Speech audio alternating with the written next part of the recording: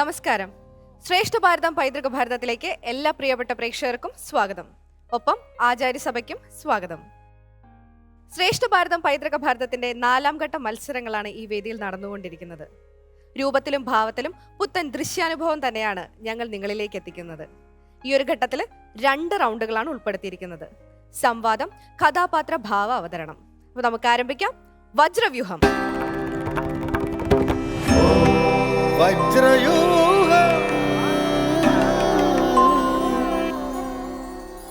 അങ്ങനെ നമ്മുടെ എപ്പിസോഡിലെ ആദ്യത്തെ റൗണ്ടായിട്ടുള്ള വജ്രവ്യൂഹത്തിന് വേണ്ടി എല്ലാവരും വെയിറ്റ് ചെയ്യാണ്. നമുക്കപ്പോൾ കുട്ടികളെ സ്വാഗതം ചെയ്യേണ്ട സമയമായിരിക്കുകയാണ്. നമുക്ക് സ്വാഗതം ചെയ്യാം Sabarigiri senior secondary school, Punalur.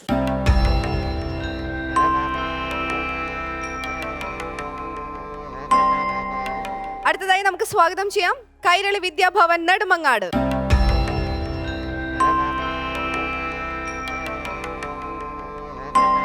അങ്ങനെ എല്ലാവരും റെഡി ആയിട്ട് നിപ്പുണ്ട്. ഇന്നത്തെ വിഷയം എന്താണെന്നറിയോ? ഖാണ്ഡവ ദഹനവും ചില പാരിസ്ഥിതിക പ്രശ്നങ്ങളും ഖാണ്ഡവദാഹത്തിന്റെ ചില ഓക്കെ. കൺഫ്യൂഷൻ ഉണ്ടോ? ഇല്ല. ആ പറഞ്ഞതിൽ എന്തോ സംശയം വന്നാണല്ലേ? അങ്ങനെയൊന്നുമില്ല. ഓക്കെ. കഴിഞ്ഞ റൗണ്ടൊക്കെ കഴിഞ്ഞിട്ട് എങ്ങനെ ഉണ്ടായിരുന്നു റെസ്പോൺസ് ഒക്കെ?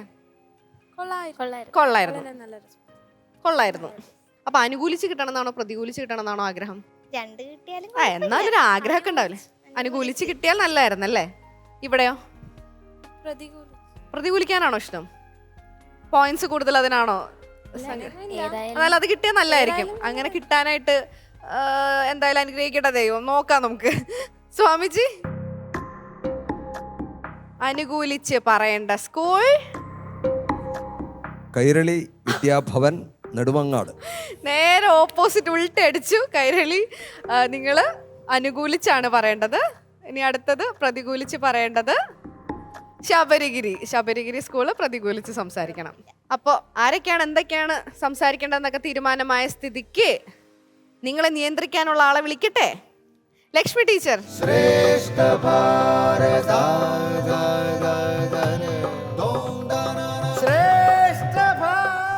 അപ്പോ ഈ സ്റ്റേജും കുട്ടികളെയും ടീച്ചറെ ഏൽപ്പിക്കുന്നു. All the best. നമ്മളുടെ വിഷയം ഇന്നത്തെ കാലത്ത് ഏറ്റവും പ്രസക്തമായ, പ്രത്യേകിച്ചും ഇന്ന് ആഗോളതാപനത്തിന്റെയും പലതരത്തിലുള്ള പാരിസ്ഥിതിക പ്രശ്നങ്ങളുടെയും ഒക്കെ വലിയ രൂക്ഷമായ ഒരു അവസ്ഥയിലൂടെ കടന്നു പോകുന്ന നമ്മൾ, മഹാവ്യാധികൾ സൃഷ്ടിക്കപ്പെടുന്ന ഒരു കാലത്ത്, പരിസ്ഥിതി അതിൻ്റെ സന്തുലിതാവസ്ഥ തകിടം മറിഞ്ഞുകൊണ്ടിരിക്കുന്ന ഒരു കാലത്തിലൂടെയാണ് നമ്മൾ കടന്നു പോകുന്നത്. അവിടെ മഹാഭാരതത്തിലെ ചില പാരിസ്ഥിതിക ആശങ്കകളെ കുറിച്ചാണ് നമ്മൾ സംസാരിക്കുന്നത്. നിങ്ങളുടെ വിഷയം ഇങ്ങനെയായിരുന്നു: കത്തുന്ന വനങ്ങളും ചില പാരിസ്ഥിതിക ആകുലതകളും.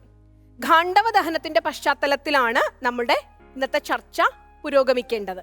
നിങ്ങൾ സംസാരിക്കേണ്ടത് കത്തുന്ന വനങ്ങൾ ഖാണ്ഡവ ദഹനത്തിന്റെ പശ്ചാത്തലത്തിൽ പാരിസ്ഥിതികമായ സന്തുലിതാവസ്ഥ സൃഷ്ടിക്കപ്പെടുന്നുണ്ട് എന്ന പക്ഷമാണ്. നിങ്ങൾ സംസാരിക്കേണ്ടത് അത് അനിവാര്യമായിരുന്നു, അവിടെ പരിസ്ഥിതിക്ക് ഒരു ഭംഗവും വരുത്താതെയാണ് ഖാണ്ഡവ ദഹനം നടന്നിട്ടുള്ളത്. മഹാഭാരതത്തിൽ പരിസ്ഥിതി അനുകൂലമായ ആശയങ്ങളാണ് സംസാരിക്കപ്പെട്ടിട്ടുള്ളത്. ഈ വിഷയമാണ് നിങ്ങൾ സംസാരിക്കേണ്ടത്. നമ്മളുടെ ഇന്നത്തെ വജ്രവ്യൂഹം ആരംഭിക്കുന്നു. കത്തുന്ന വനങ്ങളും ചില പാരിസ്ഥിതിക ആകുലതകളും. ഖാണ്ഡവ ദഹനത്തിന്റെ പശ്ചാത്തലത്തിലാണ് ചർച്ച ആരംഭിക്കേണ്ടത്. നിങ്ങളുടെ സമയം ആരംഭിക്കുന്നു. മഹാഭാരതത്തിൽ പരാമർശിച്ചിരിക്കുന്ന യമുന നദിയുടെ പടിഞ്ഞാറേ ഭാഗത്ത് സ്ഥിതി ചെയ്തിരിക്കുന്ന വനമാണ് ഖാണ്ഡവ വനം. ഈ വനത്തെ കൃഷ്ണാർജുനന്മാർ അഗ്നിക്കിരയാക്കി അവിടെ വെട്ടിത്തെളിച്ച് ഇന്ദ്രപ്രസ്ഥം പണിഞ്ഞു. ഇത് എന്തുകൊണ്ടും നന്നായി എന്ന് പറയാൻ കഴിയും. കാരണം അവിടെ മനുഷ്യരുടെ അടിസ്ഥാന സൗകര്യം, അതിൽ താമസിച്ച എത്രയോ മൃഗങ്ങളുണ്ട്, എത്രയോ നിരപരാധികളായ മൃഗങ്ങളുണ്ട്. അവിടുത്തെ സസ്യങ്ങൾ, അവിടെ എത്രത്തോളം ഔഷധ ഗുണങ്ങൾ. വനമാണ് നമുക്ക് തേനും തിണവും ഔഷധവും എല്ലാം നൽകുന്നത്. എന്തിന്? നമ്മൾ ശ്വസിക്കുന്ന ശുദ്ധവായു. ഞാൻ പറഞ്ഞു തീർക്കട്ടെ സുഹൃത്തെ. നമ്മൾ ശ്വസിക്കുന്ന ശുദ്ധവായു നൽകുന്നത് ആരാണ്? വനമാണ്. നമ്മളുടെ കുടിവെള്ളം നൽകുന്ന, മഴ സൃഷ്ടിക്കുന്ന, മഴ പെയ്യ്ക്കുന്ന മേഘമാലകൾ സൃഷ്ടിക്കുന്നത് ആരാണ്? വനമാണ്. വനനശീകരണം കാരണം എന്തെല്ലാം പരിസ്ഥിതിക പ്രശ്നങ്ങൾ ഉണ്ടാകുന്നു. ഉരുൾപൊട്ടലുകൾ, ആഗോളതാപനം, എന്നിങ്ങനെ കാലാവസ്ഥാ മാറ്റങ്ങൾ. അതെല്ലാം അവസാനം മനുഷ്യരുടെ നന്മയ്ക്കായി ചെയ്യുന്നത് മനുഷ്യർക്ക് തന്നെ ഹാനിയായി ഭവിക്കുന്നു. നിങ്ങൾക്ക് സുഹൃത്തെ, അവിടെ ആണെങ്കിൽ വനം നശീകരിക്കുക മാത്രമല്ല ചെയ്യുന്നത്, അവിടെ ഇന്ദ്രപ്രസ്ഥം പണിയുകയും ചെയ്യുക. കാരണം അവിടുത്തെ ജീവികളുടെ ആവാസ കേന്ദ്രം നശിച്ചുവെങ്കിലും അവിടെ പുതിയൊരു ആവാസ കേന്ദ്രം നിർമ്മിക്കപ്പെടുകയും ചെയ്തു. അതൊരു നാശനഷ്ടമല്ല, ഡെവലപ്മെന്റ് ആണെന്നാണ് നമ്മൾ പറയേണ്ടത്. എപ്രകാരമാണ് നല്ലതാവുന്നത് സുഹൃത്തെ? അവിടെ എത്രത്തോളം ജീവികളുണ്ട്, അവിടെ ഫുൾ ആ മരങ്ങളും ഞാൻ പറയട്ടെ വളമാവുകയുള്ളൂ. ആവർത്തിക്കുകയല്ലേ സുഹൃത്തെ, അവിടെയുള്ള എത്രയോ ജീവജാലങ്ങൾ. അപ്രകാരം ഇങ്ങനെ ഒരു മനുഷ്യർക്ക് വേണ്ടി ഒരു കർമ്മം ചെയ്യുമ്പോൾ അത് ഇന്നത്തെ തലമുറയ്ക്ക് കൂടി തെറ്റായ ഒരു സ്വാധീനമാണ് മഹാഭാരതം പോലുള്ള വലിയ ഇതിഹാസം നൽകുന്നത്. ഇന്ന് നമ്മളുടെ ഇന്ത്യയുടെ ഭൂവിസ്തീർണത്തിന്റെ 33% വനങ്ങൾക്ക് പറയാൻ. പക്ഷേ ഇന്ത്യയിൽ ഞാൻ പറഞ്ഞു തീർന്നിട്ടില്ല സുഹൃത്തെ. പക്ഷെ ഇന്ത്യയിലുള്ള വനങ്ങളുടെ ഭൂവിസ്തീർണം എത്രയാണെന്ന് താങ്കൾക്കറിയോ? വെറും 12,000 സ്ക്വയർ കിലോമീറ്ററുകളാണ്. ഇത് 30% മാത്രമേ ആകുന്നുള്ളൂ. അത് കേരളത്തിലാണെങ്കിൽ ഈ കണക്ക് ഇതിനും താഴെയാണ്. വെറും 29% വനങ്ങൾ മാത്രമേ നമ്മളുടെ സുഹൃത്തെ, മനുഷ്യരുടെ ജനസംഖ്യ കൂടുന്ന അനുസരിച്ച് നമുക്ക് പുതിയ പുതിയ കെട്ടിടങ്ങളും വീടുകളും വേണ്ടി സംസാരിക്കട്ടെ. ഇവിടെ മൃഗങ്ങൾക്കും മനുഷ്യർക്കും കൂടിയാണ് ഭൂമിദേവ സൃഷ്ടിച്ചത്. ഇവിടെ മനുഷ്യരുടെ ആവാസ കേന്ദ്രം വേണ്ടതാണ്. ഇവിടെ താങ്കൾ തന്നെ പറഞ്ഞു മനുഷ്യരുടെ പറഞ്ഞോട്ടെ, ഇവിടെ മനുഷ്യർക്ക് താങ്കൾ തന്നെ പറഞ്ഞു മനുഷ്യർക്കും. ഞാൻ പറയട്ടെ, പോയിന്റ് കൃത്യമായി പറഞ്ഞതിന് ശേഷം നിങ്ങൾക്ക് സമയം തരാം. പറയൂ. ഇവിടെ ഓരോ ദിവസവും പോപ്പുലേഷൻ കൂടി വരികയാണ്. അതുകൊണ്ട് നമ്മളുടെ ഈ ഭൂമി വളരുന്നില്ല, പോപ്പുലേഷൻ മാത്രമാണ് വളർന്നു വരുന്നത്. അതുകൊണ്ട് ഈ ഒരു സാഹചര്യത്തിൽ മനുഷ്യൻ ജീവിക്കുക എന്ന് പറയുന്നത് നടക്കണമെങ്കിൽ നമ്മൾ ഇച്ചിരി പ്രകൃതിക്കൊക്കെ കോട്ടം തട്ടിയേ പറ്റൂ. പൂർണ്ണമായും കോട്ടം തട്ടിക്കണം എന്നല്ല പറയുന്നത്, ചില സ്ഥലത്തൊക്കെ കോട്ടം തട്ടിയേ പറ്റുള്ളൂ. താങ്കൾ തന്നെ പറഞ്ഞതാണ് ഇവിടെ മനുഷ്യർക്കും മൃഗങ്ങൾക്കും ജീവിക്കുവാൻ വേണ്ടി. ഇവിടെ മനുഷ്യർ മാത്രമല്ല ഈ ഭൂമി ജീവിക്കുന്നത്, മൃഗങ്ങളുടെ ഞാൻ പറഞ്ഞു തീർത്തിട്ടില്ല. മൃഗങ്ങളുടെ വീടാണ് വനം. അതിനെ കയ്യേറിയാണ് മനുഷ്യർക്ക് വികസിക്കണമെങ്കിൽ ആദ്യം ഉള്ള നാട് വികസിപ്പിക്കണം. മനുഷ്യർക്ക് ഞാൻ പറഞ്ഞു തീർത്തിട്ടില്ല. ഇവിടെ ഉള്ള നാട് വികസിപ്പിച്ചിട്ട് മാത്രമേ അത് മരം ഒരു വരമെന്ന് താങ്കൾ കേട്ടിട്ടുണ്ടോ? മരമില്ലെങ്കിൽ മനുഷ്യനില്ല. ആ മനുഷ്യന് തന്നെ ഹാനിയാവുന്ന പ്രവൃത്തിയാണ് മനുഷ്യർ. വളരെ ശക്തമായതാണ്. നിങ്ങൾക്ക് ഉത്തരം പറയാം. ഇവിടെ മനുഷ്യരുടെ ജനസംഖ്യ കൂടുന്ന, സുഹൃത്തെ ഞാൻ നേരത്തെ പറഞ്ഞ മനുഷ്യരുടെ ജനസംഖ്യ കൂടുന്ന അനുസരിച്ച് ഈ ഭൂമി വളരുന്നില്ലല്ലോ. ഇവിടെ ജനസംഖ്യ കൂടുന്ന അനുസരിച്ച് കൂടുതൽ കെട്ടിടങ്ങൾ വേണ്ടി വരും. ഈ കാടിൽ ഔഷധച്ചെടികൾ മാത്രമല്ലല്ലോ ഉള്ളത്, ഈ കാട്ടിൽ 70% ഈ വിഷച്ചെടികളാണുള്ളത്. ഇവിടെ ഈ വിഷച്ചെടികളും നമ്മൾ ശ്വസിക്കുന്ന വായു തന്നെയാണ് ഉണ്ടാക്കുന്നത്. അതില്ലെന്ന് താങ്കൾക്ക് പറയാൻ സാധിക്കും. ഒരു കാട്ടുതീ എന്ന് വെച്ചാൽ ഉത്തരം പറയട്ടെ.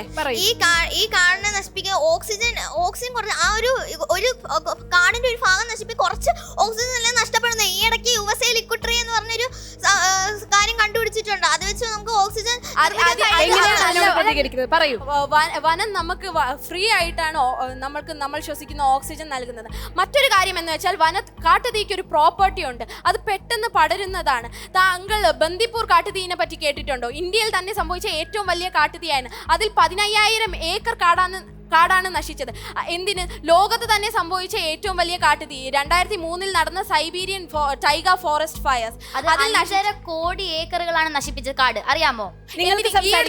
ഇത്രയും ശാസ്ത്രം വികസിച്ചിട്ട് 3 വർഷം മുമ്പ് നടന്ന 2020 നടന്ന ഓസ്ട്രേലിയൻ ബുഷ് ഫയർസിനെ പറ്റി താങ്കൾ കേട്ടിട്ടുണ്ടോ? അത് നശിപ്പിച്ചത് 4.25 കോടി ഏക്കർ. ഈ ലോകത്ത് മൊത്തത്തിൽ 5 പഞ്ചഭൂതങ്ങളാണുള്ളത്. അതിനകത്ത് ഏറ്റവും പ്രാധാന്യമുള്ളതാണ് അഗ്നി. ഇവിടെ അഗ്നിയാണ് കാടിനെ നശിപ്പിച്ചിരിക്കുന്നത്. ഈ അഗ്നി ഇല്ലെങ്കിൽ ലോകത്തൊന്നുമില്ല. ഇനി 30 സെക്കൻഡ് കൊണ്ട് നിങ്ങളുടെ കൺക്ലൂഡ് ചെയ്യുക. അഗ്നിക്കാണ് പ്രാധാന്യമുള്ളത്. ഇവിടെ അഗ്നി ഇല്ലാതെ ഒന്നും നടക്കത്തില്ല.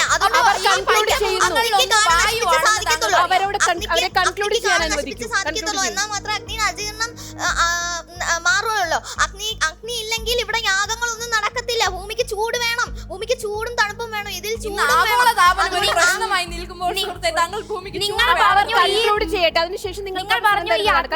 മരങ്ങളെല്ലാം നശിച്ചു വരുന്നത് നിങ്ങൾക്ക് അറിയാമോ എന്നറിയില്ല. സ്ലാഷ് ആൻഡ് ബേൺ എന്ന് പറയുന്ന ഒരു മെത്തഡ് ഉണ്ട്. അതുവരെ നമുക്ക് ഈ ആഷസിൽ നിന്നും കൂടുതൽ വളക്കൂറുള്ള ചെടികൾ വളർത്തിയെടുക്കാൻ കഴിയും. അത് തന്നെയാണ് ഈ ഭൂമിയിൽ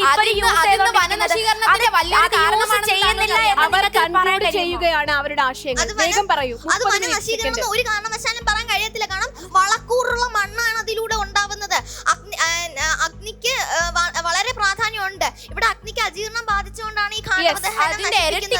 പ്രശ്നമാണ് വായു മലിനീകരണം ഉണ്ടാക്കുന്നത്. ഒരു കാട്ടുതീ ഉണ്ടാകുമ്പോൾ അതിൽ നിന്നും ഞാൻ പറയട്ടെ, നിങ്ങൾ സംസാരിക്കൂ. അതിൽ നിന്നും ഉണ്ടാകുന്ന ധൂമം വായുവിനെ മലിനീകരിക്കുന്നു. ആഗോളതാപനം ഇന്ന് വലിയൊരു പ്രശ്നമാണ്. കാലാവസ്ഥാ മാറ്റങ്ങൾ ഉണ്ടാകുന്നത് താങ്കൾ കാണുന്നില്ലേ? ഇന്ന് എത്രയോ മൃഗങ്ങൾ നാട്ടിലേക്ക് ഇറങ്ങേണ്ട അവസ്ഥയാണ്.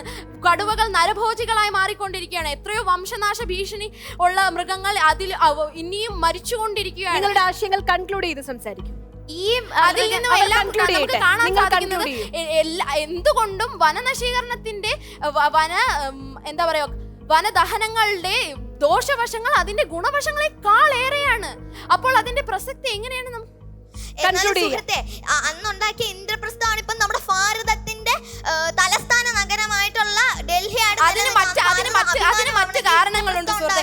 ഡൽഹി തലസ്ഥാന നഗരമായതും ഇന്ദ്രപ്രസ്ഥവും തമ്മിൽ ഒരു ബന്ധവുമില്ല സുഹൃത്തെ. അത് വെറും മനുഷ്യരുടെ അടിസ്ഥാന. നിങ്ങൾ കൺക്ലൂഡ് ചെയ്യുകയാണോ? ഞങ്ങൾ ശക്തമായി വാദിക്കുന്നു, ഖാണ്ഡവത്തെ ദഹിപ്പിച്ചത് ഉചിതം തന്നെയാണ്. അതിനകത്ത് ഒരു പരിസ്ഥിതി ഞാൻ ശക്തമായും വാദിക്കുന്നു, കാണ്ഡവ ദഹനം തികച്ചും ദോഷകരമായ ഒരു പ്രവൃത്തി തന്നെയായിരുന്നു. ഖാണ്ഡവദഹനം വളരെ ദോഷകരമായ ഒരു പ്രവണതയാണ്. പരിസ്ഥിതിക്ക്, ഭൂമിക്ക്, മനുഷ്യന്റെ നഗരങ്ങൾ വനങ്ങളിൽ സ്ഥാപിക്കുന്നത് കൊണ്ടുണ്ടാവുന്ന വളരെ ഗൗരവമായ പാരിസ്ഥിതിക പ്രശ്നങ്ങളെ കുറിച്ചാണ് നിങ്ങൾ സംസാരിച്ചത്. മനുഷ്യന് ജീവിക്കാൻ ഇടം വേണ്ടേ? ഭൂമി വികസിക്കുന്നില്ല. മനുഷ്യന് ജീവിക്കാൻ ഇടം വേണ്ടേ? കഴിവതും പരിസ്ഥിതി സൗഹൃദപരമായി മനുഷ്യൻ പ്രകൃതിയോട് ഇണങ്ങി ജീവിക്കുക. ഈ ആശയമാണ് നമുക്ക് സമർത്ഥിക്കേണ്ടത്. കൃത്യമായ പക്ഷങ്ങളാണ് നിങ്ങളുടെ രണ്ടുപേരുടെയും ഭാഗത്തുനിന്നുണ്ടായത്. സമയം വളരെ കുറച്ചേ ഉള്ളൂ, 7 മിനിറ്റേ ഉള്ളൂ. നമുക്ക് ഒരാളുടെ ശബ്ദത്തെ അടിച്ചിരുത്താനുള്ള സമയമില്ല. നമ്മളുടെ ശബ്ദം കേൾപ്പിക്കാനേ നേരമുള്ളൂ. അതുകൊണ്ട് തന്നെ ഈ ശബ്ദം കേൾക്കട്ടെ. വളരെ നന്നായിരുന്നു. നമുക്ക് വരദയെ വിളിക്കാം. നമ്മളുടെ ഈ ചർച്ച തൽക്കാലത്തേക്ക് ഇവിടെ അവസാനിപ്പിക്കാം.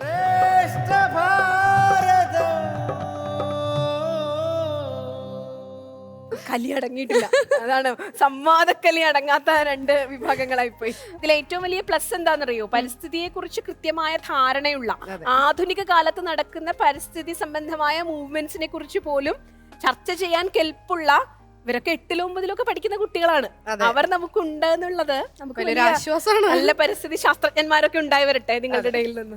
Thank you teacher, thank you so much. നമുക്ക് ബാക്കി കാര്യങ്ങൾ ചോദിക്കണ്ടേ? വേണ്ടേ? ആചാര്യസഭയുടെ അടുത്ത് ചോദിക്കാം. സ്വാമിജി, പരിസ്ഥിതിക്ക് അനുകൂലമായിട്ട് സംസാരിക്കാനാണ് കുറച്ചുകൂടി എളുപ്പം എന്നെനിക്ക് തോന്നുന്നു. പ്രതികൂലമായിട്ട് സംസാരിക്കാൻ അത്ര എളുപ്പമല്ല. അത് 2 കൂട്ടർക്കും അറിയാം. അവർ പ്രിപ്പയർഡായിട്ട് തന്നെ വന്നതാണ് 2 കൂട്ടരും.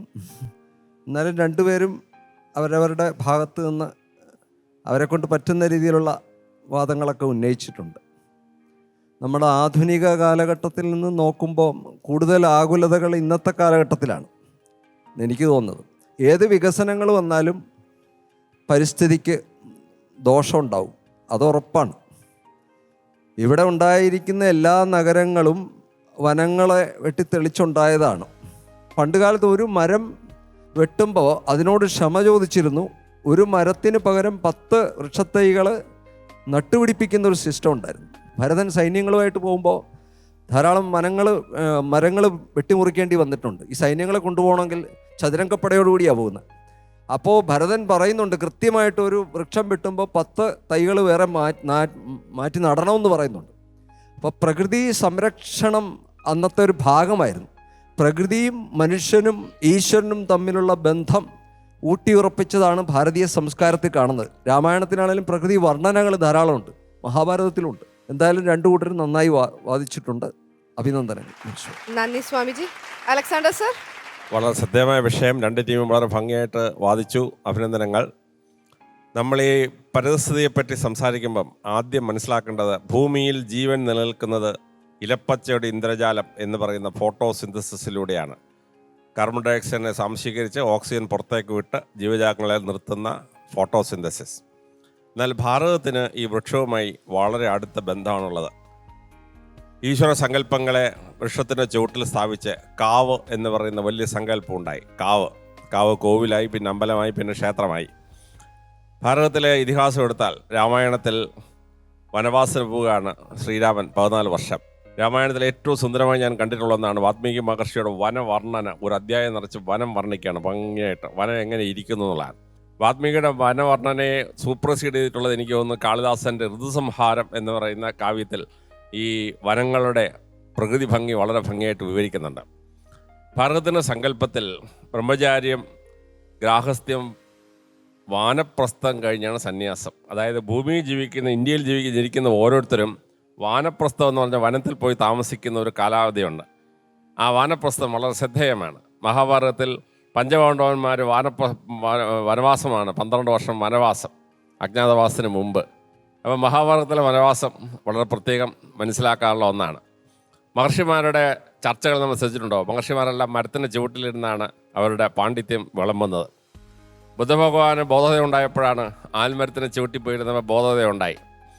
അശോക ചക്രവർത്തി വനവൽക്കരണം വലിയ പോളിസിയായിരുന്നു. റോഡിൻ്റെ 2 സൈഡിലും വനം വെച്ച് പിടിപ്പിച്ചു. അങ്ങനെ ജനങ്ങൾക്ക് തണലേകി എന്നുള്ളതാണ്. പക്ഷേ അവസാനം അശോക ചക്രവർത്തിയുടെ ഭരണം നഷ്ടപ്പെടുത്താൻ ജയിലിലായിപ്പോയി. കാരണം ഈ അഴിമതി കാരണം. ഓരോ മരം വെച്ചാലും ഒരു സബ്സിഡി കൊടുത്തിരുന്നു അശോക ചക്രവർത്തി. അവസാനം വനമെല്ലാം മരത്തിൻ്റെ എണ്ണവും സബ്സിഡി കൊടുത്തു നോക്കിയപ്പം സബ്സിഡി വാങ്ങിച്ച മരങ്ങളുടെ 10-1 റോഡിൽ നിൽപ്പുള്ളൂ. ബാക്കിയെല്ലാം ഖജനാവിൽ നിന്ന് പോയി. അദ്ദേഹം കുളം വെച്ച് പിടിപ്പിച്ചു. കുളം കുഴിച്ചിട്ട് സബ്സിഡി കൊടുത്തിരുന്നു. പക്ഷേ അവസാനം സബ്സിഡി വാങ്ങിച്ച കുളങ്ങളും റിയലി കുഴിച്ച കുളവും 10-1 മാത്രമേ ഉണ്ടായിരുന്നുള്ളൂ. ആ അഴിമതിയിലാണ് അശോകന് ഭരണം നഷ്ടപ്പെട്ടതും ജയിലിലായത്. ഭാരതത്തിലെ ദൈവങ്ങളുടെ അവതാര കഥ എടുക്കുമ്പം അവിടെയും വനം വളരെ പ്രത്യേകതയാണ്. സരസ്വതി ഭഗവതി ഇരിക്കുന്നത് ഒരു താമരയിലാണ്. ദേവൻ്റെയും ശരീരത്തിലുള്ള പുഷ്പങ്ങളുടെ എണ്ണം വളരെ കൃത്യമായി രേഖപ്പെടുത്തിയിട്ടുണ്ട്. ഇനി കൽപ്പാന്ത കാലം കഴിഞ്ഞ് ഭഗവാൻ ശയിക്കാൻ പോകുന്നത് ആലിലയിലാണ്. അപ്പോൾ വൃക്ഷവും ഇലയും ഓരോ പൂവും വളരെ ശ്രദ്ധേയമാണ്. അപ്പോൾ ശാസ്ത്രീയമായ വിഷയത്തെ മനസ്സിലാക്കുക. വളരെ ഭംഗിയായിട്ട് നമ്മൾ ഭാരതത്തിൻ്റെ സനാതനധർമ്മത്തിൽ എന്താണ് ഈ വനത്തിനും വൃക്ഷത്തിനുള്ള പ്രാധാന്യം നമ്മൾ കൃത്യമായിട്ട് മനസ്സിലാക്കിയിരിക്കണം. Thank you sir. Lakshmi teacher, എന്താ ഒരു സന്തോഷമില്ലാത്ത ചർച്ചയൊക്കെ കഴിഞ്ഞിട്ട് രണ്ടുപേരുടെയും മുഖത്ത് ഒരു ചർച്ച കഴിയുമ്പോഴേ എനിക്കിപ്പോൾ നിങ്ങളെ കാണുമ്പോൾ തോന്നുന്നത്, പണ്ടൊക്കെ ഈ സ്കൂൾ യൂത്ത് ഫെസ്റ്റിവലിനൊക്കെ പ്രസംഗ മത്സരം കഴിഞ്ഞിട്ട് തത്സമയമായിരിക്കും 5 മിനിറ്റ് മുമ്പ് ടോപ്പിക്ക് തരണത്, അത് പ്രസംഗിക്കും. പക്ഷെ പ്രസംഗിച്ച് കഴിഞ്ഞ് തിരിച്ചു വരുമ്പോൾ നമുക്ക് ഒരു സന്തോഷം ഉണ്ടാവില്ല. നമുക്ക് ഇനിയും പറയാനുണ്ട്. പക്ഷെ നിങ്ങളുടെ ഏറ്റവും ബെസ്റ്റാണ് നിങ്ങളിൽ നിന്ന് പുറത്തു വന്നത്. നമ്മൾ ഇന്ന് സസ്റ്റൈനബിൾ ഡെവലപ്മെന്റിനെ കുറിച്ച് ലോകം മുഴുവൻ ചിന്തിക്കുന്ന ഒരു കാലമാണ്. സുസ്ഥിര വികസനം എങ്ങനെ ഉണ്ടാവും? പരിസ്ഥിതി സൗഹൃദ വികസനത്തിലൂടെയേ സുസ്ഥിര വികസനം ഉണ്ടാവും. നമുക്ക് എന്ത് ചെയ്യാൻ സാധിക്കും?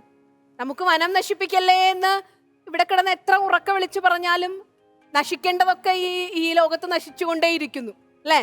വലിയ ബഹുരാഷ്ട്ര കുത്തക കമ്പനികൾ നമ്മുടെ വെള്ളം ഊറ്റുന്നു. നമുക്കൊന്നും ചെയ്യാൻ സാധിക്കില്ല. പക്ഷെ നമുക്ക് ചിലത് ചെയ്യാം, അല്ലെ? ലോകം മുഴുവൻ ഇരുട്ടിലായപ്പോൾ ഒരു മിന്നാമിന്നിക്ക് എന്ത് ചെയ്യാൻ പറ്റി? അവന്റെ തന്റെ ശരീരത്തിനുള്ളിലുള്ള കുഞ്ഞ് വെളിച്ചം തെളിച്ചു വെക്കാൻ പറ്റി. നമുക്കൊരു കാര്യം ചെയ്യാം, ഈ മിഠായി തിന്നിട്ട് ആ വേസ്റ്റ് ഇങ്ങനെ വലിച്ചെറിയാതിരിക്കാം, അല്ലേ?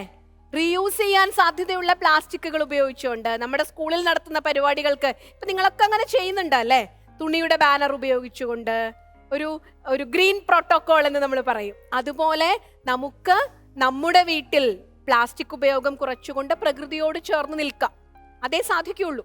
ഇനി ഗാണ്ഡവ ദഹനത്തിന്റെ കാര്യത്തിൽ ഒരു സ്വാമിജി സൂചിപ്പിച്ചതുപോലെ നഗരങ്ങൾ ഉണ്ടാവണമെങ്കിൽ, വികസനം ഉണ്ടാവണമെങ്കിൽ, ഇന്നത്തെ കാലത്ത് പറഞ്ഞാൽ വലിയ വലിയ പല നിർമ്മിതികളും ഉണ്ടാവണമെങ്കിൽ പരിസ്ഥിതിയെ കുറച്ചൊന്ന് നമ്മൾ അതിലേക്കൊന്ന് കടന്നു കയറിയേ പറ്റൂ. പക്ഷെ അതിനെതിരായി നമ്മൾ ചെയ്യേണ്ടത്, ഒരു നഗരം സ്ഥാപിച്ചാൽ ആ നഗരത്തിൽ ഇന്ദ്രപ്രസ്ഥത്തില് യുധിഷ്ഠിരൻ അതാണ് ചെയ്തത്, നിറയെ വൃക്ഷങ്ങൾ വെച്ചു പിടിപ്പിച്ചു. അതൊരു പരിസ്ഥിതി സൗഹൃദ നഗരമാക്കി പ്രഖ്യാപിച്ചുകൊണ്ട് ഒരു മരം വെട്ടിയപ്പോൾ 10 മരം താൻ വെച്ചു പിടിപ്പിക്കുമെന്ന നിലയിൽ ആ നഗരത്തിന്റെ പ്രധാനപ്പെട്ട ഭാഗങ്ങളിൽ മുഴുവനും മരം വെച്ചു പിടിപ്പിച്ചുകൊണ്ടാണ് നമുക്ക് തിരിച്ചു കൊടുക്കാൻ സാധിക്കും, അല്ലെ? നമ്മൾ അമ്മയെ ചവിട്ടുന്നതിന് മുൻപ്, ഭൂമിയെ ചവിട്ടുന്നതിന് മുൻപ് പാദസ്പർശം ക്ഷമസ്വമേ എന്ന് പറഞ്ഞിരുന്നു. നമുക്ക് തിരിച്ചു കൊടുത്തുകൊണ്ട് ഈ പാരിസ്ഥിതികമായ വിടവിനെ കുറച്ചൊക്കെ ഒന്ന് പരിഹരിക്കാൻ ശ്രമിക്കാം. അത്രേ നമുക്ക് സാധിക്കൂ. Thank you teacher. അപ്പം ടീച്ചർ ഒരുപാട് ടിപ്സ് ഒക്കെ നിങ്ങൾക്ക് പറഞ്ഞു തന്നു. ഇതുപോലെ തന്നെ നമ്മൾക്ക് മുമ്പ് ശരത്തേട്ടൻ ഉണ്ടായിരുന്ന സമയത്ത് ശരത്തേട്ടൻ ഒരു ആശയം കൊണ്ടുവന്നിട്ടുണ്ടായിരുന്നു. നമ്മുടെയൊക്കെ ബർത്ത്ഡേസിന് ഒരു വൃക്ഷത്തൈ നടുക എന്ന് പറയുന്നൊരു, പലരും ചെയ്യുന്നതാണ്, പക്ഷെ നമ്മളുടെ കുട്ടികൾക്ക് വേണ്ടിയിട്ട് ശരത്തേട്ടൻ അങ്ങനെ ഒരു സംഭവം പറഞ്ഞിരുന്നു. ആരുടെങ്കിലും ബർത്ത്ഡേ അത് കഴിഞ്ഞിട്ട് വന്നിട്ട് ആരെങ്കിലും ഇത് ചെയ്തോ? ആരുടെങ്കിലും ബർത്ത്ഡേ കഴിഞ്ഞ് അതിന് ശേഷം വന്നായിരുന്നോ? ഇല്ല. അപ്പം ഇനി പ്രാവശ്യം ചെയ്യുമോ? ചെയ്യാം, അല്ലേ? നമ്മളെ കൊണ്ട് പറ്റുന്ന കാര്യം ചെയ്തേക്കാം. എന്തായാലും നമ്മുടെ കൂടെ ആചാര്യസഭയിൽ ഇരുന്ന ഒരാളുടെ ഒരു ഉപദേശമായിരുന്നില്ലേ, അല്ലേ? അപ്പം എന്തായാലും നല്ല കമൻസ് ആണ് എല്ലാവരും കേട്ടത്. ഇനി നമുക്ക് മാർക്സിലേക്ക് കടക്കാം. ഇനി അതിൻ്റെ ടെൻഷൻ മാത്രമേ ഉള്ളൂ. സ്വാമിജി, ഔട്ട് ഓഫ് 10 രണ്ട് ടീമിനും എത്ര വെച്ചാണ് കൊടുക്കുന്നത്? ഇതിൽ രണ്ടു കൂട്ടരും നന്നായി പെർഫോം ചെയ്തിട്ടുണ്ട്. ഇത് പാരിസ്ഥിതിക്ക് എതിരായിട്ട് സംസാരിക്കണമെങ്കിലും അത്ര എളുപ്പമല്ല. അപ്പം രണ്ടു കൂട്ടരുടെയും പ്രയത്നം വിഫലമായിട്ടില്ല. ഇതിനിഷ്ടം പോലെ സാധ്യതകളുണ്ട് ഈ പരിസ്ഥിതിക്ക് അനുകൂലമായിട്ട് സംസാരിക്കാൻ. എന്തായാലും രണ്ടുപേർക്കും 8 മാർക്ക് വീതമാണ് ഞാൻ കൊടുക്കുന്നത്. നമസ്കാരം. നന്ദി സ്വാമിജി. Alexander sir? രണ്ടുപേരും വളരെ ഭംഗിയായിട്ട് പെർഫോം ചെയ്തു. എങ്കിലും കൈരളിക്ക് ഒരു ശകല എഡ്ജ് കൂടുതലാണ്. അപ്പോൾ കൈരളി വിദ്യാഭവൻ 9ഉം ശബരിഗിരിക്ക് 8ഉം. ഓക്കെ, അടുത്തതായിട്ട് ടീച്ചർ 20 മാർക്കിൽ. ഞാൻ വളരെ കൺഫ്യൂസ്ഡ് ആണ് എങ്ങനെയാണ് വേണ്ടതെന്ന്. കൈരളിയുടെ പോയിന്റ്സ് അടുക്കി അടുക്കി വെക്കുന്നതിൽ ഒരു ക്ലാരിറ്റി കൂടുതലുണ്ടായിരുന്നു. ഇവരുടെ പോയിന്റ്സിന് കുറച്ചുകൂടി ഹൃദയപക്ഷമുണ്ടായിരുന്നു.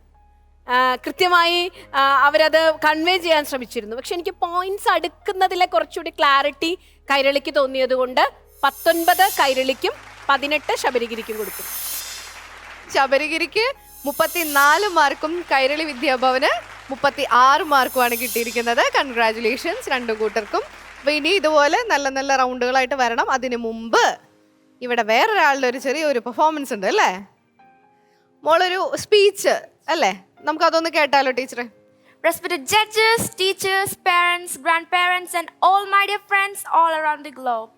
Today, I'm here to speak a few words about Shrestha Bharatam. Shrestha Bharatam is a cultural and traditional program that is very essential for today's generation. Because today's generation often forgets about their culture and tradition, and Shrestha Bharatam acknowledges the power of culture and tradition. As an Indian, we have a large variety of unique cultures and traditions, yet we find unity among them. And it is our responsibility to uphold the flag of India, and to do that, we must uphold the flag of culture and tradition. And the richness of our culture and tradition is not yet known to the far foreign lands, and Shrestha Bharatam is the best way to stamp the flag of our culture and tradition to those foreign lands. And we all thank Amrita TV for sponsoring us this opportunity. Thank you. അടിപൊളി, nice. Thank you മോളെ. അപ്പം ഈ ഒരു വേദിയിൽ എന്തൊക്കെ കഴിവുകളാണ് കുട്ടികളുടെ അല്ലേ?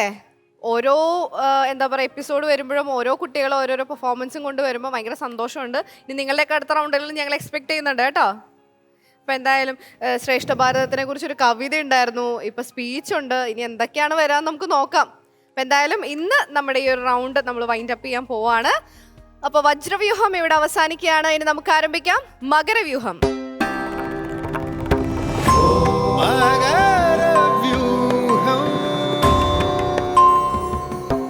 ശ്രേഷ്ഠ ഭാരതം പൈതൃക ഭാരതത്തിൽ ഇനിതേ മകരവ്യൂഹത്തിന് സമയമായിരിക്കുകയാണ്. ആചാര്യസഭയിൽ മുരളിമേനോൻ ചേട്ടൻ ജോയിൻ ചെയ്തിട്ടുണ്ട്. ചേട്ടാ സ്വാഗതം. ഇനി ഈ വേദിയിലേക്ക് നമുക്ക് വിളിക്കാനുള്ളത് നമ്മുടെ കുട്ടികളെയാണ്. അപ്പൊ നമുക്ക് സ്വാഗതം ചെയ്യാം Sabarigiri senior secondary school Punalur.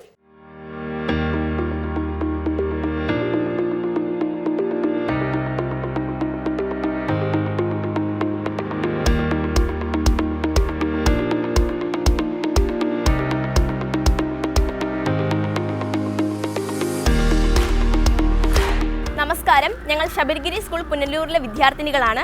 എൻ്റെ പേര് നന്ദന. അനന്യ. പ്രാർത്ഥന ജെ. ഞങ്ങളിന്ന് റോൾ പ്ലേ ആണ് ചെയ്യുന്നത്. അത് ഞങ്ങളെ പഠിപ്പിച്ചത് രാജീവ് നരിക്കൽ സാറാണ്. രാമായണത്തിലെ ഉജ്ജ്വല കഥാപാത്രമാണ് ഭരതൻ, ശ്രീരാമ സഹോദരൻ. ഭരതൻ്റെ ക്രോധവും ഭ്രാതൃസ്നേഹവും ത്യാഗവുമാണ് ഞങ്ങളിവിടെ അവതരിപ്പിക്കുന്നത്.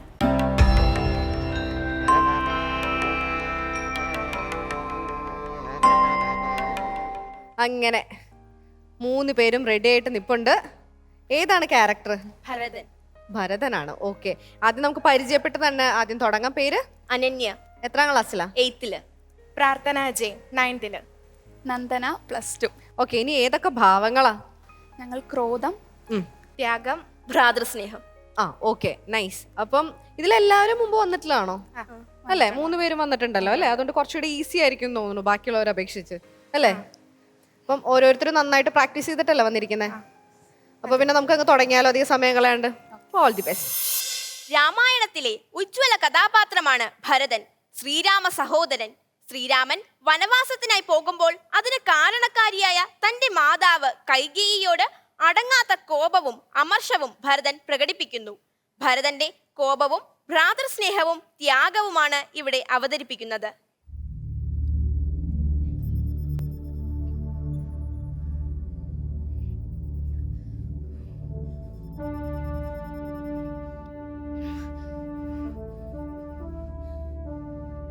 ഹേ മഹാപാതകി, നിങ്ങൾക്ക് എന്ത് യോഗ്യതയാണ് എന്നോട് സംസാരിക്കാൻ? ദുഷ്ടബുദ്ധിയായ നിങ്ങളുടെ വാക്ക് കേട്ട് ഞാൻ ഇവിടെ ഇതാ മരണപ്പെട്ടിരിക്കുന്നു. ലോകം തന്നെ എന്റെ കൺമുന്നിൽ നശിക്കപ്പെട്ടിരിക്കുന്നു. സർവർക്കും പ്രിയനായ ശ്രീരാമചന്ദ്രനെ കാട്ടിലയക്കാനും സത്യസന്ധനും അയോധ്യാധിപനുമായ ദശരഥ മഹാരാജാവിന്റെ മരണത്തിനും കാരണക്കാരിയായ ഒരു രാക്ഷസിയുടെ ഉദരത്തിൽ വന്ന് പിറന്നതിൽ ലോകത്തിന് മുന്നിൽ ഞാൻ ഇന്ന് അതിനിന്ദനാണ്. ഇത്തരത്തിൽ എന്റെ മനസ്സിനെ തകർക്കാൻ ഞാൻ നിങ്ങളോട് എന്ത് തെറ്റാണ് ചെയ്തത്? ഭയങ്കരി, നിങ്ങൾ ഭദ്രകാദിനിയാണ്. എന്റെ അച്ഛനെ കൊന്നവളാണ്. സർവ ദുഃഖങ്ങൾക്കും കാരണം നിങ്ങളാണ്. ഹേ സ്ത്രീയെ, നിങ്ങളെ കുലശ്രേഷ്ഠയായും ലോകമാതാവുമായാണ് ഇക്കാലം അത്രയും ഞാൻ വണങ്ങിയിരുന്നത്. അഗ്നിയിൽ ചാടിയോ, വിഷം കഴിച്ചോ, കരവാളാൽ ശിരസ് ഛേദിച്ചോ, ഈ നിമിഷം ഞാൻ ആത്മഹത്യ ചെയ്യും. എനിക്കിത് സഹിക്കാൻ കഴിയുന്നില്ല. നിങ്ങൾ എന്റെ മാതാവായതോർത്ത് ഞാൻ എന്നെ തന്നെ ശപിക്കുന്നു. സർവ പാപങ്ങൾക്കും കാരണക്കാരിയായ നീ ഒടുവിൽ കുംഭീഭാഗ നരകത്തിൽ തന്നെ പതിക്കും.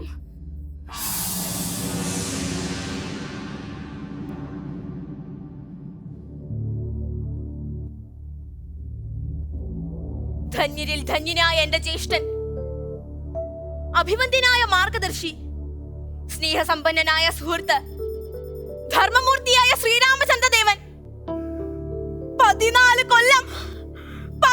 കൊല്ലം കാനനവാസം. ഞാനിതെങ്ങനെ സഹിക്കും? അമ്മേ, കൗസല്യ മാതാവേ, അവിടുത്തെ മനസ്സിൽ ഭയാശങ്കകൾ നിറയ്ക്കരുത്. അതോർത്ത് അമ്മ കരയരുത്. ശ്രീരാമചന്ദ്രന്റെ രാജാഭിഷേകം മുടക്കിയത് കൈകേയി മാതാവാണ്. അക്കാര്യം എനിക്ക് അറിവുള്ളതായിരുന്നില്ല. രാഘവനാണ് സത്യം. ശ്രീരാമചന്ദ്രന്റെ വിധിയിൽ ബ്രഹ്മഹത്യാ പാപമാണ് നിശ്ചയമായും ഞാൻ അനുഭവിക്കുന്നത്. അല്ലേ വസിഷ്ഠ മഹർഷി? രാമനില്ലാത്ത ഈ രാജ്യം കൊണ്ട് അടിയൻ എന്ത് ഫലമാണുള്ളത്? അയോധ്യാധിപനാകേണ്ടത് ശ്രീരാമചന്ദ്രനാണ്. ഞങ്ങൾ രാമദാസന്മാരാണ്. വസിഷ്ഠ മഹർഷി, നാളെ പുലർച്ചെ തന്നെ ഞാൻ ശ്രീരാമ സന്നിധിയിലേക്ക് പോവുകയാണ്. തെറ്റുകളെല്ലാം ഏച്ചു പറഞ്ഞ് രാഘവനെ ഞാൻ ഈ അയോധ്യയിലേക്ക് കൂട്ടിക്കൊണ്ടുവരും. വസിഷ്ഠ മഹർഷിയും ലോകമാതാവായ അരുന്ധതിയും കൗസല്യ മാതാവും സുമിത്രാമയും ഈ അയോധ്യാപുരിവാസികളും എന്നോടൊപ്പം വരണം. സർവ്വ ജലപാലകരും ഈ ധന്യമുഹൂർത്തത്തിന് സാക്ഷികളാകണം. മടങ്ങി വരുന്നതുവരെ ഈ ഭൂമിയിൽ വെറും നിലത്തായിരിക്കും എന്റെ ശയനം. വൽക്കലമണിഞ്ഞും ഭസ്മമാലേപനം ചെയ്തും മൂലഫലങ്ങൾ മാത്രം ഭുജിച്ചും ശ്രീരാമചന്ദ്രന്റെ വേർപാടിൽ ദുഃഖം കലർന്ന ഒരു താപസിനെ പോലെ ഞാൻ ഇവിടെ കഴിയും. അല്ലയോ വസിഷ്ഠ മഹർഷി? അവിടുത്തെ തിരുവുള്ളത്തിൽ തെളിയാത്തതായി ഒന്നും തന്നെ ഇല്ലല്ലോ. എന്റെ മനസ്സിലെ സങ്കടം പോക്കി എന്നെ അനുഗ്രഹിക്കണമേ. ശ്രീരാമചന്ദ്രന്റെ തൃപ്പാദങ്ങളിൽ വണങ്ങി അദ്ദേഹത്തെ അയോധ്യയിലേക്ക് കൂട്ടിക്കൊണ്ടുവരണം. അതിനവിടുത്തെ എല്ലാവിധ അനുഗ്രഹങ്ങളും എനിക്കുണ്ടാകണം.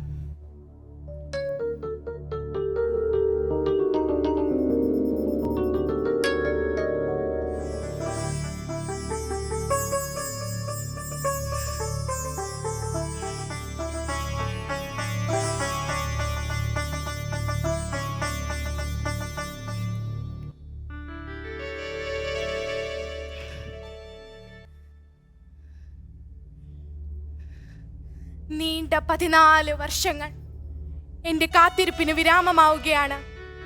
എന്റെ ശ്രീരാമചന്ദ്ര പ്രഭു ഈ അയോധ്യയിലേക്ക് മടങ്ങിയെത്തുകയാണ്. പിതാവ് ദശരഥ മഹാരാജാവിന്റെ കൽപ്പന ശിരസാ വഹിച്ച് 14 വർഷത്തെ കാനനവാസം കൈകേയി മാതാവാണ് എല്ലാത്തിനും കാരണമായത്. ശ്രീരാമചന്ദ്രനെ ഇതിൽ നിന്നും പിന്തിരിപ്പിക്കാൻ ഞാൻ ഏറെ പരിശ്രമിച്ചു. ജ്യേഷ്ഠന് പകരം ഞാൻ വനവാസത്തിന് പോകാമെന്ന് പറഞ്ഞു. എന്നാൽ അദ്ദേഹം അതിനനുവദിച്ചില്ല. എങ്കിൽ ഞാനും ജ്യേഷ്ഠനോടൊപ്പം കാട്ടിലേക്ക് പോകാമെന്ന് പറഞ്ഞു. എന്നാൽ അതിനും അവിടുന്ന് അനുവദിച്ചില്ല. ഒടുവിൽ ഉപവാസമിരുന്ന് മരിക്കാൻ ഞാൻ തയ്യാറായി. എന്നാൽ എല്ലാവരും അതിൽ നിന്നും എന്നെ പിന്തിരിപ്പിച്ചു.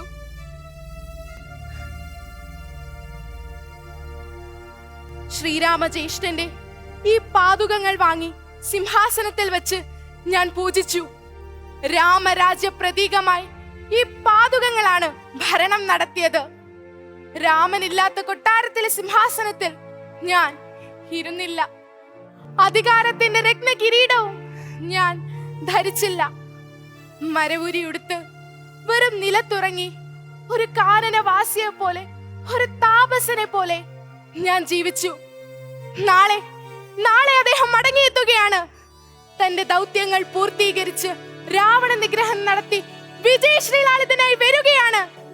അദ്ദേഹത്തെ വരവേൽക്കാനായി നാടും നഗരവും എല്ലാം ഒരുങ്ങിക്കഴിഞ്ഞു. പ്രജകളെല്ലാം ആഹ്ലാദ ചിത്തരാണ്.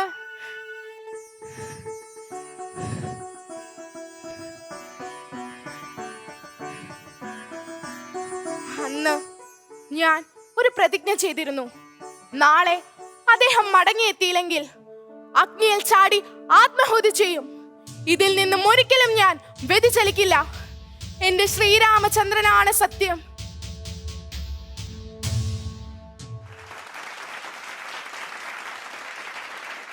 എങ്ങനെയുണ്ടായിരുന്നു പെർഫോം ചെയ്ത് കഴിഞ്ഞിട്ട്? ഹാപ്പി ഹാപ്പിയാണ്. അപ്പൊ എന്തായാലും നമുക്ക് നേരെ കമന്റ്സിലേക്ക് കടക്കാം. സ്വാമിജി, ഭരതൻ്റെ 3 ഭാവങ്ങൾ, ഭ്രാതൃസ്നേഹവും ക്രോധം, ത്യാഗം, വളരെ വളരെ മനോഹരമായിട്ട് നിങ്ങൾ അവതരിപ്പിച്ചു. യാതൊരു സംശയമില്ല, നന്നായിരുന്നു. ക്രോധമാകട്ടെ, അവസാനത്തെ ആ ഭാഗം ഒക്കെ വളരെ വളരെ നന്നായി. എനിക്ക് തോന്നുന്നത് നമ്മുടെ ഈ ലോക ചരിത്രത്തിൽ തന്നെ ഇങ്ങനൊരു ഭരതനെ പോലെയുള്ളൊരു വ്യക്തിത്വം അപൂർവമാണ്. ഒരു സിംഹാസനം ഉണ്ടായിരുന്നിട്ട് അത് ലഭിച്ചിട്ട് അതിലൊരിക്കൽ പോലും ആ സിംഹാസനത്തിൽ ഇരിക്കാതെ ജഡാവൽക്കലധാരിയായിട്ടിരുന്നുകൊണ്ട് രാജ്യം ഭരിച്ച ഒരു ചരിത്രം ലോകത്തിലെവിടെയും കാണാൻ സാധിക്കില്ല. അവിടെ ഈ ഭരതനുണ്ടാകുന്ന ക്രോധം പോലും ധാർമ്മിക രോഷമാണത്. അവിടെ കൈകേയി മാതാവിൻ്റെ ഒരു പരാജയമെന്ന് എനിക്ക് തോന്നുന്നത്, ഒരു മാതാവിന് സ്വന്തം പുത്രൻ്റെ ഹൃദയം അറിയില്ല എന്നുള്ള ഒരു സ്ഥിതിവിശേഷം അവിടെ വന്നു എന്നുള്ളതാണ്. അതാണ് ഭരതൻ്റെ ക്രോധത്തിന് കാരണമായി തീർന്നത്. ശരിക്കും ഒരു മാതാവാണെങ്കിൽ പുത്രൻ്റെ ഹൃദയം എന്താണെന്ന് അറിയണം. ആ ഹൃദയത്തിലിരിപ്പ് മനസ്സിലാക്കാൻ കഴിയാത്ത ഒരു മാതാവിൻ്റെ ആ ഒരു ഭാവം, വളരെ മാതൃത്വം നഷ്ടപ്പെട്ടു പോയ ഒരമ്മയാണ് നമ്മളവിടെ ഭരതൻ്റെ മാതാവിൽ നമുക്ക് കാണാൻ സാധിക്കുന്നത്. അതാണ് ഈ ക്രോധത്തിനെല്ലാം കാരണമായത് എന്ന് വേണമെങ്കിൽ പറയാം. അവിടെ അമ്മയോടുള്ള ക്രോധം എന്തായാലും വളരെ ഈ 14 വർഷക്കാലം ജ്യേഷ്ഠൻ വനവാസം അനുഷ്ഠിക്കുന്ന സമയത്ത് 14 വർഷം അവിടെ ഇരുന്ന് ഭരിച്ചിട്ട്, അയോധ്യയുടെ സിംഹാസനം എന്ന് വെച്ചാൽ നന്ദി ഗ്രാമത്തിലിരുന്നിട്ടാണ് ഭരിക്കുന്നത്. അപ്പോൾ അവിടെ ഇരുന്ന് ഭരിച്ചിട്ട് പോലും അതിൻ്റെ അധികാരത്തിൻ്റെ ഒരു ലെവലേശം പോലും ഭരതൻ്റെ ഉള്ളിൽ പോയിട്ടില്ല എന്നുള്ള ആ സംശുദ്ധി, പരിശുദ്ധി, അത് ലോകം കണ്ടുപഠിക്കേണ്ടതാണ്. ആ ഒരു സ്നേഹവും ഇതെല്ലാം ശരിക്കും നിങ്ങൾ നന്നായി അഭിനയിച്ചു. 3 പേരും നന്നായിരുന്നു. അഭിനന്ദനങ്ങൾ. നന്ദി സ്വാമിജി. ടീച്ചർ, വളരെ നന്നായിരുന്നു. നന്നായി ആസ്വദിച്ചു, അതിനെ നന്നായി അനുഭവിച്ചു.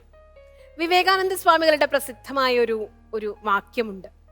ഇന്ത്യയുടെ നാഷണൽ ക്യാരക്ടർ എന്ന് പറയുന്നത്, ഇന്ത്യക്കൊരു ദേശീയ സ്വഭാവമുണ്ടെങ്കിൽ അത് റിനൗൺസിയേഷൻ ആൻഡ് സർവീസ്, ത്യാഗവും സേവനവുമാണ് ഇന്ത്യയുടെ നാഷണൽ ക്യാരക്ടർ.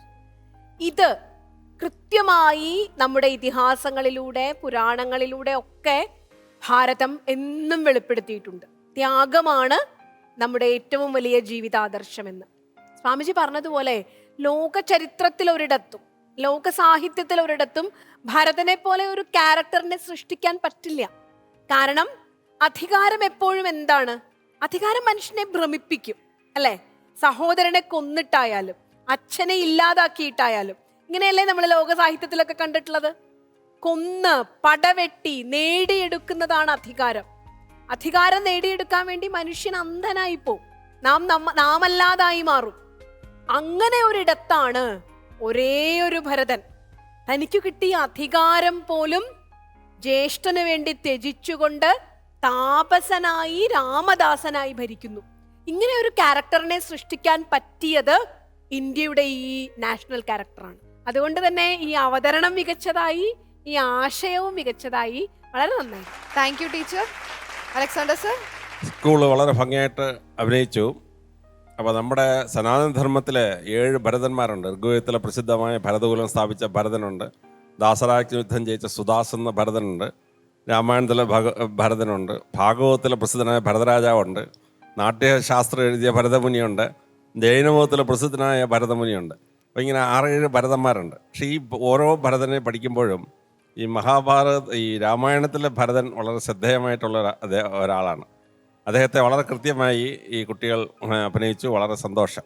ഭരതൻ ഈ രാജ്യം 14 കൊല്ലം ഭരിച്ചു. 24 കിലോമീറ്റർ അയോധ്യയുടെ 24 കിലോമീറ്റർ വടക്ക് നന്ദിഗ്രാമിൽ ഭരിക്കുകയാണ്.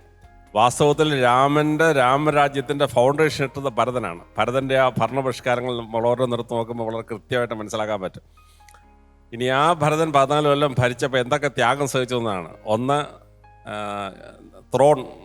സിംഹാസനം വേണ്ടാന്ന് വെച്ചു, കട്ടിൽ വേണ്ടാന്ന് വെച്ചു, ഈ രാജാവിൻ്റെ ഒരു അധികാര ചിഹ്നവും ശരീരത്തിലിട്ടില്ല. എന്നിട്ടായിരുന്നു നിസ്വാർത്ഥമായ ഒരു സേവനം. അപ്പോൾ രാജ്യവും അധികാരവും കിട്ടിയിട്ടത് ത്യജിക്കുക എന്ന് പറയുന്നത് വളരെ അപൂർവം പേർക്ക് മാത്രം കഴിയുന്ന ഒരു സംഭവമാണ്. നമ്മൾ ചിലപ്പതികാരം വായിക്കുമ്പോൾ ഇളങ്കോടികൾക്ക് അധികാരം കിട്ടിയിട്ട് ഇളങ്കോടികൾ അത് വേണ്ട എന്ന് പറഞ്ഞിട്ടാണ് ചിലപ്പതികാരം രചിക്കുന്ന കവിയായി മാറുന്നത്. അപ്പോൾ അധികാരം ത്യജിക്കുന്ന വളരെ ശ്രദ്ധേയമായ ഒരു സംഭവം. അത് വളരെ ഭംഗിയായിട്ട് കാണിക്കാൻ പറ്റി. കുട്ടി അഭിനയിച്ചത് വളരെ ഭംഗിയായി എന്ന് മനസ്സിലാക്കാൻ പറ്റും. ഈ ഭ്രാതൃ സ്നേഹത്തിലെ ചില പ്രത്യേക ഭാവങ്ങൾ രാമായണത്തിൽ പറയുന്നുണ്ട്. അതും കൂടെ സ്ക്രിപ്റ്റിൽ ഉൾപ്പെടുത്തിയാൽ കൊള്ളായിരുന്നു. എന്തായാലും നിങ്ങളുടെ അഭിനയം വളരെ നന്നായിരുന്നു. അഭിനന്ദനങ്ങൾ. Thank you sir. മുരളി ചേട്ടാ? നന്നായിരുന്നു കേട്ടോ, സ്ഥലമായിരുന്നു. നല്ല പെർഫോമൻസ് ആയിരുന്നു. നല്ല സ്റ്റാർട്ടിംഗ് ആയിരുന്നു. ആ സിറ്റിംഗ് വാസ് ഗുഡ്. ആരാണ് ആദ്യം ചെയ്ത മറ്റേ ക്രോധം ചെയ്ത ആരാ? എന്താ പേര് പറയൂ? നന്ദനയുടെ സിറ്റിംഗ് ഒക്കെ നന്നായിരുന്നു. എണീറ്റ് വന്നിട്ടുള്ള എനിക്ക് തോന്നുന്ന സിറ്റിംഗ് പൊസിഷൻ കുറച്ചുകൂടി ആവുമായിരുന്നു. ഇത് നന്ദനല്ല തീരുമാനിക്കുന്നതെന്ന് എനിക്കറിയാം. സിറ്റിംഗ് പൊസിഷൻ കുറച്ചുകൂടി, കാരണം അത് അവിടെ ഉണ്ട്. നമ്മളങ്ങനെ ഇരുന്നിട്ടാണ് തുടങ്ങിയത്. ഇടയ്ക്ക് വർത്തമാനം പറഞ്ഞ് തിരിച്ചു പോയി, ആ ദേഷ്യം ഒന്ന് അടക്കി വീണ്ടും ദേഷ്യം. അപ്പോൾ അതിനൊക്കെ ഇത് യൂസ് ചെയ്യാം. മനസ്സിലായില്ലേ? ഒരു ചെറിയൊരു കുഴപ്പം, നന്ദന ലൈൻസ് റിമെമ്പർ ചെയ്യുന്നത് എനിക്ക് കാണാമായിരുന്നു എന്നുള്ളതാണ്. എല്ലാവർക്കും കാണാൻ പറ്റുമെന്ന് എനിക്കറിയില്ല. അത് കാണരുത് കേട്ടോ, അത് കാണരുത്. ഞാൻ പറയുന്നത് മനസ്സിലാവുണ്ടോ? എസ്പെഷ്യലി 1 to 1 പോകുമ്പോഴാണ്, ഒന്നിൽ നിന്ന് അടുത്തേക്ക് പോകുമ്പോഴാണ് ഇനി എന്താണെന്നുള്ള ഒരു ചെറിയ, this is A fraction of second കേട്ടോ. എനിക്ക് സ്റ്റേജിൽ നിന്ന് ശീലമുള്ളത് കൊണ്ടാണ് ഞാനിത് കണ്ടുപിടിച്ചോളണം എന്ന് നിർബന്ധമൊന്നുമില്ല. പക്ഷേ അതുണ്ടെങ്കിൽ നമുക്കത് ഉണ്ട് എന്ന് അറിഞ്ഞു കഴിഞ്ഞാൽ അത് വേണ്ടാന്ന് വയ്ക്കാതെ കേട്ടോ. ആ റിമെമ്പറിങ് ഞാൻ കാണരുത്, അല്ലെങ്കിൽ ഞാൻ ഉദ്ദേശിക്കുന്ന കാണികൾ കാണരുത്. ഒരു പക്ഷേ ക്യാമറയിലൂടെ വരുമ്പോൾ അത് കാണുമെന്ന് പോലും എനിക്കറിയില്ല, പക്ഷേ അതുണ്ടായിരുന്നു. അപ്പോൾ അത് വേണ്ടാന്ന് വയ്ക്കാം. നല്ല ഫിനിഷിംഗ് ആയിരുന്നു നന്ദന, അസലായിരുന്നു കേട്ടോ, അസൽ ഫിനിഷിംഗ് ആയിരുന്നു. ദ നെക്സ്റ്റ് വൺ ഭാദ്രസ്വയം, ഇത് നല്ല പോസ്റ്ററാണ്. അതും എനിക്ക് വളരെ ഡിഫറെൻ്റ് ആയിട്ട് തോന്നി. അതിൻ്റെ പ്ലേസ്മെൻറ്റ് ഏത് നിങ്ങൾ കിടന്നില്ലേ, അതിൻ്റെ പ്ലേസ്മെൻറ്റ് വാസ് റിയലി ഗുഡ്. ആ കിടന്നിട്ടുള്ള തുടക്കവും നന്നായിരുന്നു. കുറച്ചുകൂടി ആകാമായിരുന്നു. അത് എന്താ പേര്? അനന്യ അല്ല തീരുമാനിക്കുന്നത്, വേറെ ആളാണ് തീരുമാനിക്കുന്നതെങ്കിലും അത് കുറച്ചുകൂടി തരാമായിരുന്നു എനിക്ക് തോന്നി. നല്ല മ്യൂസിക് ആയിരുന്നു അവിടെ. അതുപോലെ നല്ല ടോണൽ വേരിയേഷൻ ഉണ്ടായിരുന്നു. മോണലോഗ് ചെയ്യുന്ന സമയത്ത് ഏറ്റവും കൂടുതൽ വേണ്ടത് വേരിയേഷൻസ് ആണ്. ഒരുപോലെ പറഞ്ഞു പോയി കഴിഞ്ഞാൽ അത് ബോറടിക്കും. ഈവൻ ഇപ്പോൾ ഒരു 2 മിനിറ്റിനാണെങ്കിൽ പോലും അത് ബോറടിക്കും, നന്നാവില്ല. പക്ഷെ മോള് പറഞ്ഞ അനന്യ അല്ലേ, അനന്യ അയോധ്യാപതി എന്നുള്ളൊരു ഇതുണ്ടായിരുന്നില്ലേ, പറഞ്ഞപ്പോൾ ഉണ്ടായിരുന്നു, ഞാനിവിടെ എഴുതിയിട്ടുണ്ട്. അതിലേക്ക് ഇറങ്ങി വന്നത് ഗംഭീരമായിരുന്നു കേട്ടോ. വേറൊരു ലെവലിൽ നിന്ന് ടക്കെന്ന് പറഞ്ഞ് താഴേക്ക് വന്ന് അത് പറഞ്ഞത്. ഇറ്റ് വാസ് ഒരു അനന്യ ഡാൻസ് പഠിച്ചിട്ടുണ്ടോ? ഉണ്ട് അല്ലേ? അതിൻ്റെ ചെറിയ കുഴപ്പം ഉണ്ടായിരുന്നു. അത് നമുക്ക് വേണ്ടാന്ന് വയ്ക്കാവുന്നേ ഉള്ളൂ. നടക്കുക എന്ന് പറഞ്ഞു കഴിഞ്ഞാൽ നടന്നാൽ മതി, മറ്റേത് വേണ്ട. മനസ്സിലായില്ലേ? കുറച്ചേ ഉള്ളൂ കേട്ടോ. അതൊന്നും വലിയൊരു അപരാധമായിട്ട് ഞാൻ പറയുന്നതല്ല. കുറച്ചുണ്ടായിരുന്നു. ഡാൻസ് പഠിച്ചാന്നുള്ള എനിക്ക് മനസ്സിലായി. വോക്കൽ ആക്ടിംഗ് ആണ് ഏറ്റവും എക്സലൻ്റ് ആയത്. ആൻഡ് ഓൾസോ ഈ അവിടുത്തെ ആദ്യത്തെ നോട്ട് പറഞ്ഞ പോലെ തന്നെ ending was really good. Okay, now the third one ത്യാഗത്തിലേക്ക് വരുമ്പോഴേക്കും അസലായിരുന്നു. എന്താ പേര്? പ്രാർത്ഥന കേട്ടോ. അസലായിരുന്നു അത്. ഈ പറഞ്ഞ പോലെ തന്നെ രണ്ടുപേരോടും പറഞ്ഞ പോലെ തന്നെയാണത്. നിങ്ങൾ മൂന്ന് പേരിലും നമുക്കൊരു വ്യത്യസ്തമായ 3 ഭരതന്മാരെ കാണാനുണ്ടായിരുന്നു. പ്രാർത്ഥനയുടെയും നന്നായിരുന്നു. പ്രാർത്ഥനയുടെയിൽ എനിക്കൊരു ഇത് തോന്നിയത്, ദ മ്യൂസിക് വാസ് ഗുഡ്, പക്ഷെ അതിൻ്റെ ഒരു പോർഷനിൽ വല്ലാതെ വെസ്റ്റേൺ മ്യൂസിക് കയറി വന്നു. അതെനിക്കിഷ്ടമായില്ല. അത് പ്രാർത്ഥനയുടെ കുഴപ്പമല്ല, അത് ഡിസൈൻ ചെയ്തതിൻ്റെ കുഴപ്പമാണ്. ആ വെസ്റ്റേൺ മ്യൂസിക്കും നമ്മുടെ ഇതുമായിട്ട് അങ്ങോട്ട് മേർജ് ചെയ്യാൻ പറ്റില്ല. കാരണം അത് രണ്ടും രണ്ട് തന്നെയാണ്. അതിന് എസ്പെഷ്യലി വയലിൻ്റെ ഒക്കെ ഒരു വല്ലാത്തൊരു ഹെവി പീസ് വന്നപ്പോൾ അത് വേണ്ടായിരുന്നു എന്നാണ് എൻ്റെ അഭിപ്രായം. നിങ്ങളോട് പറഞ്ഞല്ല കേട്ടോ, ഇതിൻ്റെ പുറകിൽ പ്രവർത്തിച്ചവരോട് പറഞ്ഞാണ്. പിന്നെ മറ്റേ സ്റ്റൂള് കൊണ്ടുവച്ചിട്ടുള്ളത് ആ ഒരൊറ്റ സെക്കൻഡ്, ഒരു ഫ്രാക്ഷൻ ഓഫ് സെക്കൻഡ് നിൽക്കാൻ വേണ്ടി മാത്രമായിരുന്നു അത്. അത് പോരാ. നേരത്തെയും യൂസ് ചെയ്യാമായിരുന്നു അത്. മനസ്സിലായില്ലേ? കാരണം ആ പോസ്റ്ററിലൊരു സുഖമുണ്ട്, ആ നിപ്പ് കാണാനൊരു സുഖമുണ്ട്. അപ്പോൾ നമുക്കത് അത്രയും തന്നാൽ പോരാ, കുറച്ചുകൂടിയൊക്കെ ആവാം. മനസ്സിലായില്ലേ? കാരണം ഒരു ഡിഫറെൻറ്റ് പോസ്റ്ററാണ്. പിന്നെ കുറച്ച് പേരൊന്നുകൂടെ പറയൂ. പ്രാർത്ഥന കുറച്ചൊരു വാക്കിംഗ് കുറയ്ക്കാമായിരുന്നു. പലപ്പോഴും നമ്മൾ സ്റ്റില്ലായി നിൽക്കുന്നതായിരിക്കും നല്ലത്. ആവശ്യമുള്ള സമയത്ത് മാത്രം നമ്മൾ മൂവ് ചെയ്യുക. മനസ്സിലായില്ലേ? Otherwise you hold your self. കാരണം മറ്റെന്താ വെച്ചാൽ നമ്മൾ മൂവ് ചെയ്തുകൊണ്ട് പറയുന്ന സാധനത്തിന് കിട്ടേണ്ട സ്ട്രെസ്സ് എപ്പോഴും നടന്നു കഴിഞ്ഞാൽ കിട്ടില്ല. മനസ്സിലായി? അതുകൊണ്ടാണത്. അത് പിന്നെ നിങ്ങൾ 3 പെർഫോമേഴ്സും അതുപോലെ തന്നെ ഇതിൻ്റെ പുറകിലുള്ളൊരു ഈ നോട്ട്സ് ഒന്ന് എടുത്തു കഴിഞ്ഞാൽ അടുത്ത പ്രാവശ്യം വരുമ്പോഴേക്കും ഇത് മാറ്റി പുതിയ തെറ്റുകൾ ഓക്കെ, തെറ്റുകൾ വേണ്ട. Okay, thank you very much. Very good, well done. Thank you Murali ചേട്ടാ. അപ്പോൾ നല്ല കമൻസ് ആണ് കേട്ടത്. ഇനി നേരെ നമുക്ക് മാർക്സിലേക്ക് പോവാം. സ്വാമിജി ഔട്ട് ഓഫ് 10 എത്ര പോയിന്റ്സ് ആണ് കൊടുക്കുന്നത്? 10 തന്നെ. Full marks. Thank you. Teacher? ഞാൻ 9 mark. Alexander sir out of 10? ഞാൻ എക്സാമ്പിൾ പെർഫോമൻസ് ആണ്, ഒന്നും കുറയ്ക്കുന്നില്ല. 10 out of 10. Very good. Murali ചേട്ടാ ഔട്ട് ഓഫ് 20 എത്രയാണ്? 20-ൽ 17 മാർക്ക്. 20-ൽ 17 മാർക്ക്. അപ്പൊ നമുക്ക് ടോട്ടൽ കിട്ടിയിരിക്കുന്നത് 46 ആണ് കിട്ടിയിരിക്കുന്നത് 50-ല്. നല്ല മാർക്സ് അല്ലേ? ഇപ്പോഴാണ് ഈ മുഖക്കൊന്നും തെളിഞ്ഞ് കാണണത്. അത്രയും നേരം ഉണ്ടായിരുന്നു ഇങ്ങനെയായിരുന്നു മാർക്ക് കേട്ടപ്പോ. ഓക്കെ, ഹാപ്പി അല്ലേ? അപ്പൊ ഈ ഒരു സന്തോഷ സൂചകമായിട്ട് നമുക്കൊരു പെർഫോമൻസ് ഉണ്ട്.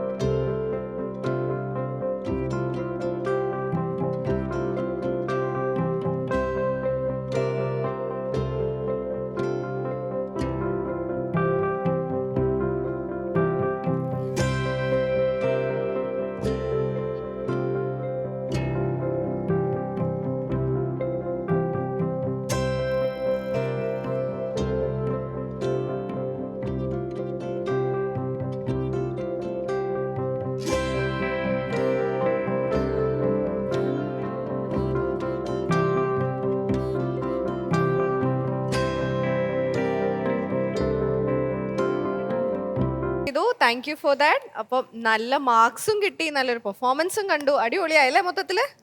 അപ്പോൾ ഇനിയുള്ള റൗണ്ടുകളിൽ നമുക്കൊക്കെ വീണ്ടും കാണാം നല്ല നല്ല പെർഫോമൻസുകൾ. ഇനിയും നമ്മളെല്ലാവരും നിങ്ങളുടെ അടുത്ത് നിന്ന് എക്സ്പെക്ട് ചെയ്യും. Okay, thank you so much.